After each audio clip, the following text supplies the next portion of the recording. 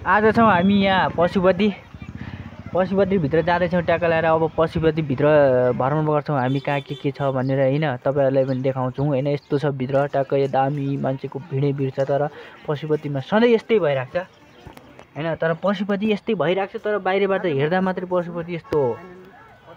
भित्र गइसकेपछि त म गइरहेको छु यहाँ भित्र, तर भित्र जाँदा मैले यहाँ देखाएँ यति राम्रो छ है, यति राम्रो छ। यहाँदेखि हेर्दाखेरि यति राम्रो छ, यति सुन्दर छ। मान्छेहरूको भिड हुन्छ जहिले, आज मात्रै होइन जहिले भिड हुन्छ। यस्तो बनाएको छ, बनाउन चाहिँ बनाएको हो, नबनाएको भन्दिनौँ हामी। यति राम्रो बनाएको छ पशुपति होइन। यहाँ छ, म देखाउँछु तपाईँहरूलाई। म हिँड्दैछु बाटोमा, यी मान्छेहरू पनि यहाँ भिडै भिड छ, जहिले यहाँ भिड हुन्छ होइन। सबै मान्छेहरू पूजा गर्न आउँछन्, आजा गर्न आउँछन् पूजा। आज यहाँ फोहोर व्यवस्था पनि छैन क्या अलिकति, मलाई त्यही भएर चित्तै बुझेन।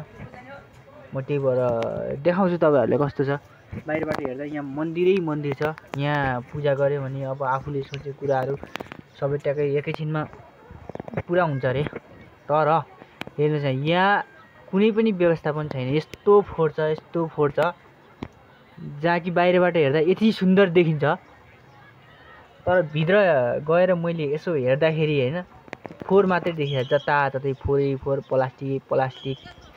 यो व्यवस्थापन किन भएन, कसरी भएन, अब त्यो कुरा चाहिँ थाहा भएन होइन।